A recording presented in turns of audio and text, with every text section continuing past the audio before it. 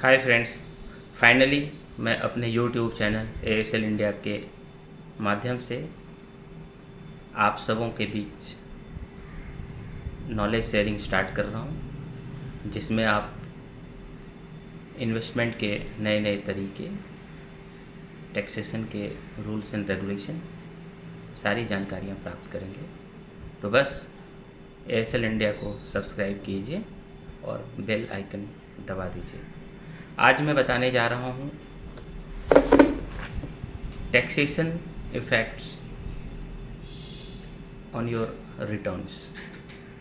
जब भी आप रिटर्न्स को देखते हैं, जब भी आप कोई इन्वेस्टमेंट करते हैं, तो रिटर्न्स को आप कैसे देखते हैं, कैसे कैलकुलेट करते हैं? आपको पता है, रिटर्न्स को हमेशा दो पार्ट में डिवाइड करके देखना चाहिए: pre tax returns and post tax returns. Pre tax returns वो होता है जो before deduction of income tax, whereas post tax returns is after deduction of income tax. Pre-tax returns are taxable and post-tax returns are having no further tax liability. इन चीज़ों को समझना बहुत ही ज़रूरी है जब भी आप रिटर्न को कैलकुलेशन करते हैं। तो अभी मैं एक छोटे से सिनेरियो में आपको समझा दूंगा कि pre and post tax returns कितना मायने रखता है।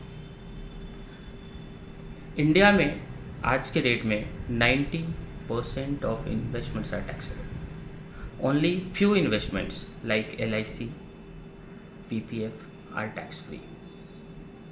सो it's very important to point out post tax returns. जो भी इन्वेस्टर्स इनकम टैक्स पे करते हैं, LIC इन्वेस्टमेंट का पोस्ट टैक्स रिटर्न्स जब आप कैलकुलेट करेंगे और कंपेयर करेंगे किसी भी दूसरे इन्वेस्टमेंट के प्री टैक्स रिटर्न्स से, तो आपको फ़र्क समझ में आएगा। पोस्ट टैक्स इन्वेस्टमेंट बहुत ही इम्पॉर्टेंट होता है, as research states that when a country develops the taxation rates also increases. आपको याद होगा, पहले क्या mutual fund investment tax free हुआ करता था, बाद में आपको long term tax capital gain के नाम से 10% टैक्स लगाया गया। इन फ्यूचर ये हो सकता है आपके इनकम टैक्स स्लैब में शामिल कर दिया जाए, तो 30% टैक्स भी आपको पे करना पड़ सकता है। तो ये हर डेवलप कंट्री के साथ होता ही है।